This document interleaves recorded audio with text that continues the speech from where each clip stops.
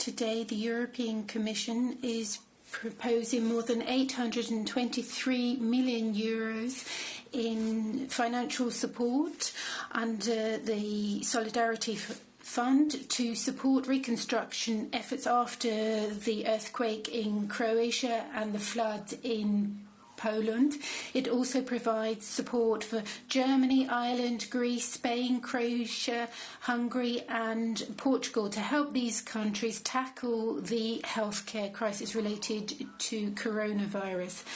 The European Parliament and the Council must now approve the Commission's proposal. Once that is done, the funds can be disbursed, supporting EU member states and accession countries to recover from serious natural catastrophes and healthcare crisis is a sign of the EU's solidarity.